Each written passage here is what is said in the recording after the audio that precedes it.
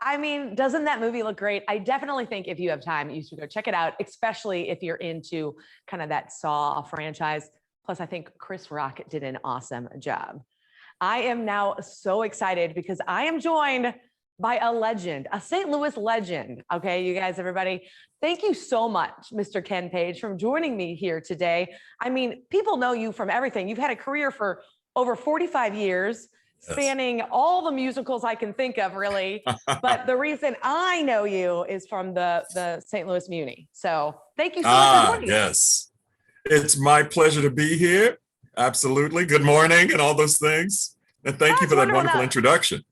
Well, I mean, I'm just thrilled to talk to you, and we're going to get back. I'm going to circle back to your career at the end here, but you were here to talk about something I also think is amazing, the St. Louis Teen Talent Competition. And you were a judge in that, correct? Absolutely. I think I've been a judge now for about at least 5 years, I want to say, It's such a wonderful thing, isn't it? I mean, just to, when you see the talent that some of these young people have, and that something exists here. When I came through at their age, there was nothing like this.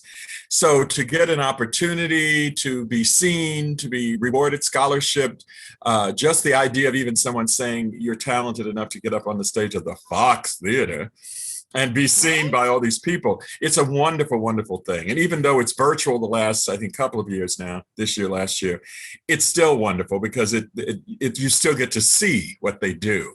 It's uproarious when you're in the theater and all the fans and supporters of all the kids are there. But it's so great that it's still going on. And it's one of the best things we have in St. Louis that's happening. Yeah, I was really jealous that wasn't around when I was younger. Also, I know, me too.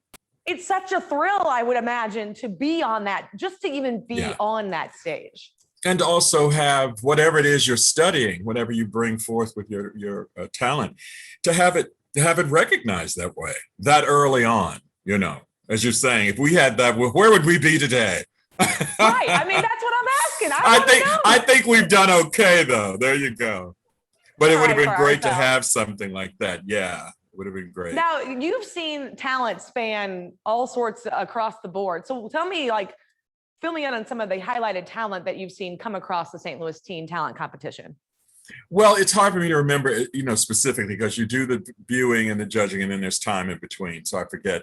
But I mean, there are amazing people, some of the young people, some of the singers this year particularly, I don't remember the names now, but I was very impressed with the maturity. And I've watched that incrementally change over the years. They've always been good, but this year in particular, some of the singers were very, very, I would call it in the most positive sense, self-possessed. Same thing with the dancers. I think that has to do with for lack of a better word, the demographic. I think they're coming up into the arts at a time when they're encouraged earlier to be more specific and distinctive in their own expression. Whereas before you might have been taught, just to sing. Now they're allowed to sing with their own expression and they're encouraged to do that. And like I said, it's the same with the instrumentalists. Some of the pianists were amazing. I think there was a cellist who was amazing. I'm really impressed because I mean, even with training that I had as a young person, I don't think I had the amount of confidence and the knowledge of self in my art that they have. Well, I've been talking about the St. Louis Teen Talent Competition on this show for a while now. Mm-hmm. And every time I have somebody come and talk about it, they do mention, especially those who participated, that it does help kind of give you confidence for whatever you're going to do down the line in the future. Sure, absolutely. And I think something like this is specific, but I'm a big advocate that in schools and so forth, any kind of music, theater, drama, dance program is great, not just if you're going to go into it as a life choice or a career, but just to gain confidence and just to have an opportunity in a safe place, if you will, to explore who you are and how you feel and how you want to present yourself to the world. Because we all know that's one of the biggest things, no matter what you're doing. If you're playing the cello, piano, singing, dancing, you have to have some sense of presenting yourself to the world. And that is basic for anything you do in life, And I think the arts give people that, whether they do it as a profession or not. I love that. And I had Jessica Sorenko on, I think last year, mm-hmm. the young woman who ended up going on to The Voice after the St. Louis Teen Talent Competition. Yeah. And she had mentioned the first couple years she tried out, she didn't make it. And then, one of her last years, she ended up winning, and then The Voice. So I feel like it's definitely shows you that if you stick with something, you never know what might happen. Oh, absolutely. And isn't that true overall, especially in the arts? I mean, you have to be, if you're not ready for rejection, you're in the wrong business, right? But I think if you have that sense that I always felt when I was younger, well, if not this time, next time. If not next time, the time after that. Eventually, it's going to be my turn. And I had no doubt about that, And I think a lot of the young people now have that mindset as well. It's like, and again, to be recognized in something like Teen Talent, what a boost, to tell you that you're of a caliber and to keep going. What are you looking for while you're judging these young adults and their awesome talents, especially with their talents spanning the board? Singers, dancers, musicians, acrobats, whatever you got. Yeah, that's it's funny you spoke of acrobats. I remember the guy with the chairs. He was terrific. But I think that's the thing I look for the most. I mean, obviously the talent has been more or less weeded out, if you will, by the time it gets to the judges, because obviously the people that are getting to be judged are wonderful. So what I look for, other than just the talent that they have, is how masterful they are with what they're doing. Because you can be talented and you can be energized and still not be quite, and at their age, that's why I said this year the people were so specifically decisive about how they were presenting themselves. That's what I look for, because that says to me, not only do you have talent, not only do you have training, but you also have the most important thing, maybe in some cases, you have the self-discipline of how you present yourself. I think that can make a lot of difference, Absolutely. So when is the big final for the St. Louis Teen Talent Competition? Well, the final, let me see, I have to read everything because I can't remember anything. The finale, I think it's, let's see, the broadcast is at 7:00, May 24th. So I guess that would be the finale when we all find out who wins and everything. And there's an after party at 8 p.m., of course, all virtual, where the audience choice is awarded a $1,000 prize. Yeah, which is great. So that's what huge. What I also love about this is, in a sense, everybody wins. By the time you get to the point of being in it, just about everybody gets something. And that's the terrific thing. There are no losers. And even if you got there, you're not a loser, you're a winner. So there you go. But I believe, as I said, the broadcast is 7:00 at May 24th on PBS. I mean, and sometimes just trying out makes you a winner, even if you don't make it. Oh, absolutely. To being the judge. Yeah, to being a finalist. Yeah, because look, like we said, just to be in the game. And I mean, I know as a professional that showing up for the audition is 50%. Whether you get chosen or not is the other 50%. But you've got to get there. And I think the fact that they even get to compete at all, if you will. I don't like to say compete, participate at the early stages, whether they're finalists or not, is already a win. Already a win. Now I have to circle back to you because a lot of people know you from The Night Before Christmas. Like I said, all the musicals you've been in, all the performances you've been in. For me, it's the Muni. Yes. What has helped you get through your life and just continue on? Because that's an impressive career you have. Thank you. Thank you. I mean, I think I'm just beginning to understand it myself, to be honest. Well, we always say, we performers, we always say that you just keep going. I don't sit and look back and go, oh, what an illustrious career. Oh, how wonderful I've been. I just try to look forward to whatever I want the next thing to be. But I'm at a point in my life now where I think you're allowed to look back, right? And I don't think impressed is the word I would use. I think I'm grateful for the opportunities that I've had and that they've been all the way across. I mean, I've done concerts. I played Ryman Auditorium and Grand Ole Opry, which people go, what? Are you kidding me? Yeah, we did a show that I did on Broadway called It Ain't Nothing But the Blues. And we did it there at the Ryman Auditorium, the old one, not the new old Opry, the old one, which was thrilling. And I have to say, just a footnote, the acoustics are amazing in that theater.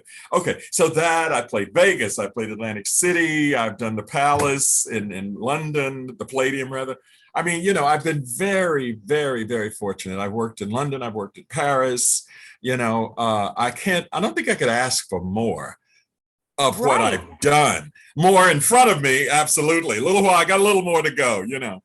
Yeah, more to do. Do you have any like words of wisdom for a younger person that maybe didn't try out for the teen talent competition because they were a little scared? Do you have any words of wisdom for somebody like that? Well, I would say you got to be in it to win it. I mean, that's cold advice, but it's true. If you don't participate and you don't get in the swim, whether you, like we said in the case of Teen Talent, whether you get to the finale or not, you've got to be in it for it to be possible. So that's the first thing, you know. I had a teacher when I was in, I want to say seventh, eighth grade, and I was doing the Bellarmine Speech League. Some of your viewers will probably know what that is. And I was very shy as a kid. Sister Ruth Cecilia was her name. I always like to say her name, Lois Zitzman, after she left the convent. But at any rate, she said to me one day when I was kind of faltering and being shy, she said, "Do you want to do this or not?" And it was that same kind of cold advice that I just said, you got to be in it to win it. And I looked at her and she said, "You cannot do this if you're not going to be secure and you know, step forward and really stand up." And I remember that day saying, "Yeah, I do want to do this." And she was like, "Okay, then let's get going," you know. And from then on, oddly, I never looked back as far as being shy and unwilling to step forward. It's never easy for me because I'm a shy person. I'm not an extrovert in that way. So every time I perform, I have to sort of leap over the threshold and run into the room. You know, and I don't have that thing of like, I'm on. If I'm on a stamp, I'm on, you know, but Right. it's, I'm not that kind of person. So I say to anybody, first of all, you got to be in it to win it. You got to get your confidence up enough to be a competitor, and you have to be willing to take rejection. Because in the arts, all of them, rejection, again, is like 50% of what you're going to experience. But that shouldn't discourage you, because if you're in the game, you're in the game, right? You're in the game. Yeah, I love that. Now, I have to throw back to the Muni because, like I said, that's why I know you and why I'm so enamored with you right now. But do you have a favorite performance that you had ever done there at the St. Louis Muni? Well, you know, I've been asked that. I've done, I think now 43 shows. Yep. I started out there in the ensemble when I was 18. I got my equity card there. So it's very difficult to say which would be my favorite. To be honest with you, excuse me, every one of the shows I've done there has been, I mean, even the ones that were original shows that weren't quite ready for picking yet, I'll put it that way. Even those were fun because you were exploring new material back in the days there. So I can't say that I have a favorite. I would say this, that I've been fortunate enough to recreate things that I did on Broadway at the Muni. The Cats, I've done twice. I was able to Ain't Misbehaving there, which was amazing. 11,000 people and 5 people on stage. So that was that was an experience. But that alone has been an amazing thing. I was just thinking this morning before, I thought, think of all the roles in the canon of the American musical theater. So many of the character roles I've gotten to do at the Muni. With, I would say, non-traditional casting, obviously, and whatever that interprets to today. But I've done Mr. Bumble and Oliver, King Pellinore and Camelot, Ain't Misbehaving, Cats. So many. I've forgotten some of them now, if you can believe it. You mentioned my favorite musical ever, Oliver. And that makes me thrilled. Yeah. Oh, I love doing Oliver. Was a thrill because in high school I did it, right? At Bishop DuBourg. Joe, was it Joe? Yeah. Yes, it's Joe. Yeah. In high school, I played Fagin in it. And when we did it at the Muni some years ago, I played Mr. Bumble. And I had the best time. And it was interesting because up to that point, the vocal plateau of his song, Boy for Sale, nobody had really heard me sing like that. So there were people going, "Who knew you could sing like that?" I said, "I've always been able to sing like that. It just depends on what you're doing." Luckily, I can sing lots of different ways, which is a plus and a minus sometimes. But in that case, it really allowed me to use my operatic training. But I absolutely love doing Oliver. It's one of the best shows, right? I mean, it's my favorite. I am so thrilled that we got to talk to you. Mr. Ken Page, is there a way that people following can keep up with what you're doing personally? Just keep a lookout. I don't have a website. I should. It's shameful. Everybody tells me, "Where's your website?" I say, "I don't have a website." But I will have one. I promised myself this year I was going to do it because there's things coming up. I want to be able to be reached by people. But some of the things coming up, I have possibly Nightmare Before Christmas is going back up. We've been doing concerts live where we sing live to the film. And that's, you know, with COVID, we didn't do anything last year, but that looks like it's coming back. I'm doing 54 Below, which is a wonderful, wonderful cabaret nightclub in New York City, which is in the basement of where Studio 54 was. And that's all I'll say about that. We can talk about that on another interview. It's great. But a lot of good things are starting with COVID relaxing and people starting to open up doors and say, come do this, come do that. So luckily, knock on wood, for an older gentleman, I'm fairly busy. And I forgot your question because I've, of course, wandered off into... No, I wanted to know where people can find you, but we're just going to keep an eye out for you. And then where can people keep up with the St. Louis Teen Talent Competition? Well, the Teen Talent Competition, I think you probably want to go to foxpcf.org. Okay, perfect. Whatever that means. Foxpcf. That way you can find out what's going on with those guys. Probably even if you go to PBS, if not there, you'll be able to find something to link you in. But again, May the 24th, 7 o'clock is the broadcast, and at 8 is the after party where they will announce the audience choice winner who receives $1,000, which is great.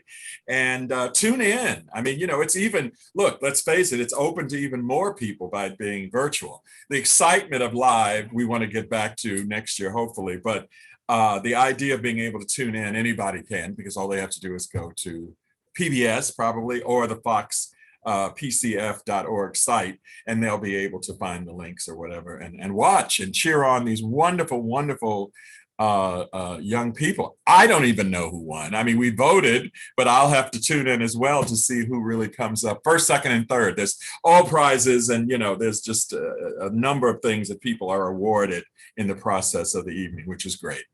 It is going to be exciting night just to see all the talent that we have in St. Louis is going to be a good one. Absolutely. Mr. Ken Page, thank you so much for being here. Can you say my name, Angela Sharp, in that awesome Muni voice you do?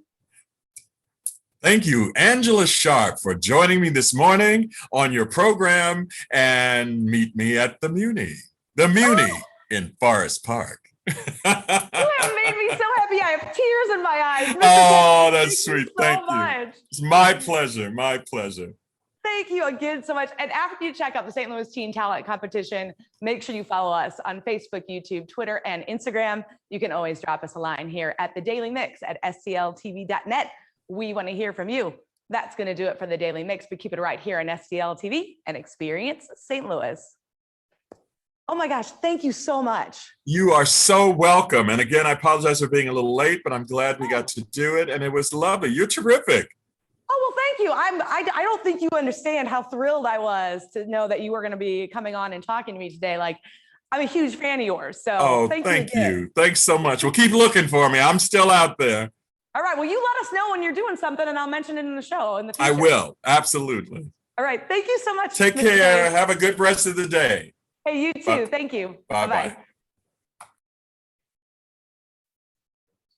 Oh, I love him. Yeah.